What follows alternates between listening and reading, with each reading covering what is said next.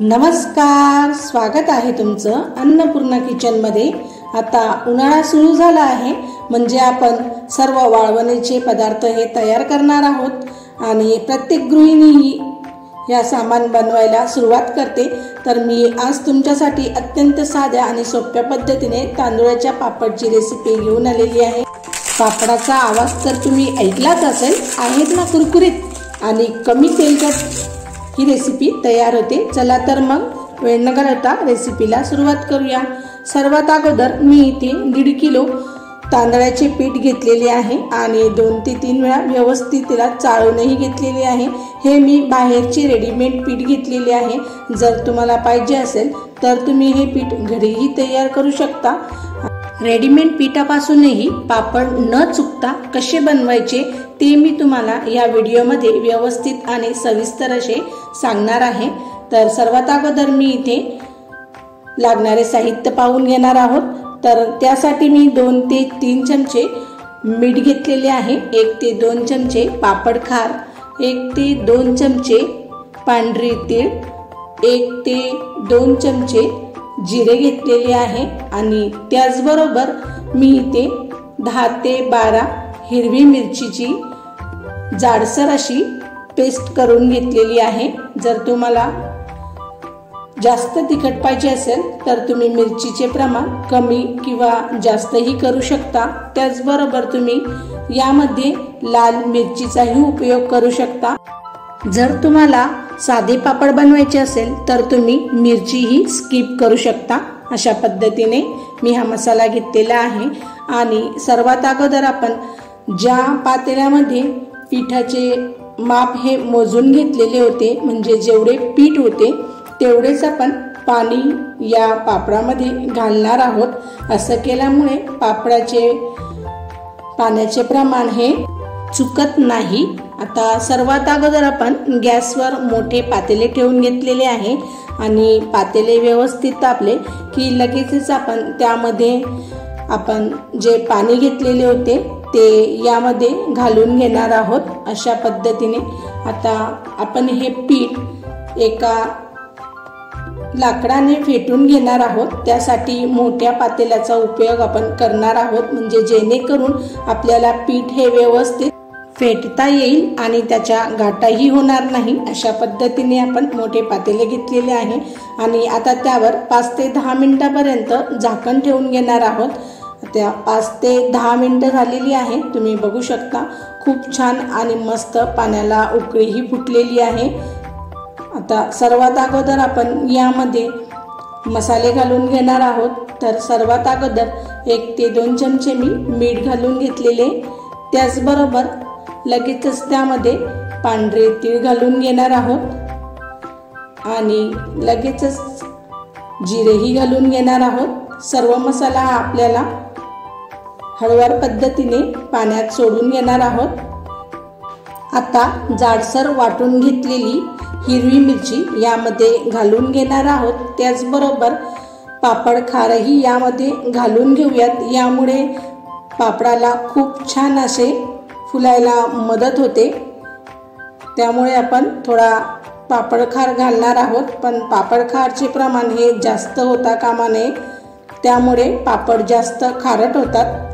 तर सर्व मसाला घातल्यानंतर व्यवस्थित असे चमच्याने ढवळून त्यावर 5 मिनिटापर्यंत झाकण ठेवून घेणार आहोत आणि छान अशी व्यवस्थित उकळी या पाण्याला आपण काढून घेणार आहोत। तुम्ही बघू शकता 5 मिनिटं झालेली आहे, खूप छान आणि मस्त पाण्याला उकळी आलेली आहे। आता यामध्ये 1 ते 2 चमचे मी तेल घालून घेतलेले आहे आणि चमच्याच्या साहाय्याने सर्व मसाला किनारीला लागलेला हा काढून व्यवस्थित पाण्यामध्ये ढवळून घेणार आहोत। अशा पद्धतीने सर्व मसालाही व्यवस्थित असा पाण्यामध्ये शिजलेला आहे। आता आपण यामध्ये तांदळाचे पीठ घालून घेणार आहोत। तर तांदळाचे पीठ हे एकदम न घालता हळूवार पद्धतीने एका वाटीच्या साहाय्याने किंवा छोट्या डिशच्या साहाय्याने हळूवार पद्धतीने या पिठामध्ये घालून घेणार आहोत। व्हिडिओत दाखवल्याप्रमाणे तुम्ही बघू शकता अशा पद्धतीने हळूवार पद्धतीने मी ही प्रोसेस करत आहे आणि गॅसची फ्लेम ही कमी करून सर्व पीठ यामध्ये घालून घेणार आहोत अशा पद्धतीने आणि व्यवस्थित सर्व पीठ चमच्याच्या साहाय्याने पसरवून घेणार आहोत अशा पद्धतीने तुम्ही बघू शकता। तर सर्व पीठ मी हे व्यवस्थित असे पसरवून घेतलेले आहे आणि त्यामध्ये मध्यभागी किंवा साईडच्या साईडला आपण 1 ते 2 असे होल करून घेणार आहोत। त्यामुळे पाणी हे व्यवस्थित असे पिठावर कव्हर होते आणि व्यवस्थितपणे हे पीठही शिजले जाते। अशा पद्धतीने आपण होल करून घेणार आहोत। तुम्ही बघू शकता आता 5 मिनिटं झालेली आहे। आता 5 मिनिटापर्यंत आपण त्यावर झाकण ठेवून घेणार आहोत। पूर्ण झाकण ठेवायचे नाहीये, अशा पद्धतीने झाकण ठेवून घेऊयात आणि 5 मिनिटं झालेली आहे। तुम्ही बघू शकता सर्व कोरे पीठ हे आतमध्ये गेलेले आहे, म्हणजे पूर्ण पिठाला पाण्याने कव्हर झालेले आहे। अशा पद्धतीने आता एका लाकडीला थोडेसे तेल लावून आपण अशा पद्धतीने सर्व पीठ हे व्यवस्थित असे फेटून घेणार आहोत। जर तुम्हाला गॅसवर जमत नसेल तर तुम्ही ही प्रोसेस पातेले खाली उतरवून व्यवस्थितपणे हे पीठ फेटून घेऊ शकता। अशा पद्धतीने मी सर्व पीठ हे व्यवस्थित असे फेटून घेतलेले आहे। आता गॅसवर हे पातेले परत ठेवून 4 ते 5 मिनिटापर्यंत झाकण ठेवून छान अशी वाफ या पिठाला आपण काढून घेणार आहोत। आता 5 मिनिटं झालेली आहेत, मी तुम्हाला दाखवतही आहे। खूप छान आणि मस्त हे पीठ तयार झालेले आहे। एका थाळीमध्ये आपण गरजेनुसार थोडे पीठ काढून घेणार आहोत आणि उरलेल्या पिठावर झाकण ठेवून व्यवस्थित असं बंद करून ठेवणार आहोत, जेणेकरून ते थंड होणार नाही। या पिठाला आपण आता एखाद्या पिशवीच्या साहाय्याने व्यवस्थित असे मळून घेणार आहोत। हे पीठ गरम असते आणि हाताला चटका बसू नये यामुळे मी या पिशवीचा वापर केलेला आहे। तुम्ही या पिठाला मळण्यासाठी कॉटनच्या कपड्याचाही उपयोग करू शकता। अशा पद्धतीने मी खूप छान आणि मस्त व्यवस्थित असे पीठ हे एकत्रित करून घेतलेले आहे आणि त्याचे छोटे छोटे निंबूच्या आकाराचे अशा पद्धतीने गोळे तयार करून घेतलेले आहे।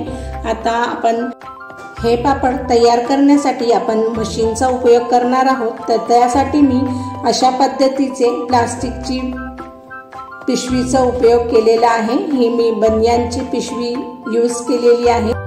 ही बनियांची पिशवी पन्नी किंवा कागद हा खूप जाडसर असतो आणि तो सहजासहजी मोडला जात नाही, त्यामुळे पापड हा खूप व्यवस्थित असा तयार होतो। आता सर्वात अगोदर एक कागद मी खाली ठेवून त्यावर एक गोळा ठेवलेला आहे आणि लगेचच त्यावर दुसरी पन्नी ठेवलेली आहे आणि मशीनच्या साहाय्याने व्यवस्थित असे प्रेस करून घेतलेला आहे। तुम्ही बघू शकता व्हिडिओत दाखवल्याप्रमाणे।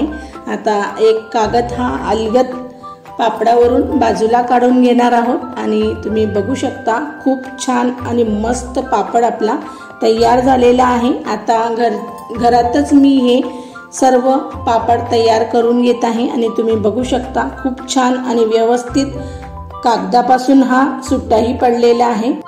अशाच पद्धतीने मी तुम्हाला दुसराही पापड तयार करून दाखवत आहे। सर्वात अगोदर आपण या पिशवीला थोडेसे तेल लावून घेणार आहोत आणि थोडेसे पिठाच्या गोळ्यालाही तेल लावून घेऊयात, म्हणजे हा पापड तयार झाला की व्यवस्थित असा कागदापासून अलगद हा निघून जातो।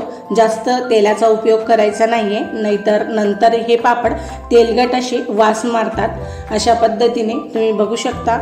आता मी एक पेपर ठेवून त्यावरती लगेच दुसरा पिठाचा गोळा ठेवून घेतलेला आहे आणि एक पिशवी ठेवून व्यवस्थित असे मशीनच्या साहाय्याने प्रेस करून घेतलेले आहेत। तुम्ही बघू शकता खूप छान आणि मस्त हा पापड तयार झालेला आहे आणि घरातच मी हे सर्व पापड 1 दिवसासाठी वाळवून घेतलेले आहेत आणि उन्हात टाकायची गरज नाही। नंतर हे सुकल्यानंतर आपण बाहेर 4 ते 5 दिवसापर्यंत व्यवस्थित अशा कडकडीत उन्हामध्ये हे पापड आपण वाळवून घेणार आहोत। अशा पद्धतीने तुम्ही बघू शकता 4 ते 5 दिवस झालेले आहेत आणि पापड खूप छान आणि व्यवस्थित आपले तयार झालेले आहेत। 1 ते 1.5 किलो पिठापासून एवढे पापड आपले तयार झालेले आहेत आणि तेलगटही दिसत नाहीये पापड सुकल्यानंतर. खूप छान आणि व्यवस्थित हे पापड तयार होतात.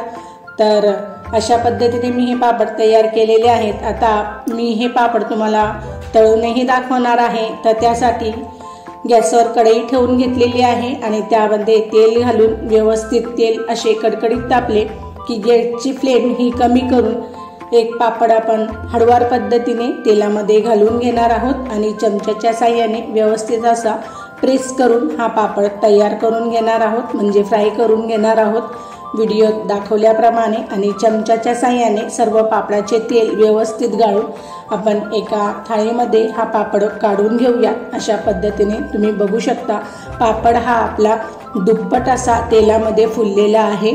आता त्याच पद्धतीने मी तुम्हाला दुसराही पापड तळून दाखवत आहे. हळूवार पद्धतीने पापड हा तेलात घालून व्यवस्थित चमच्याच्या साहाय्याने प्रेस करून हा पापडही मी तुम्हाला तळून दाखवलेला आहे.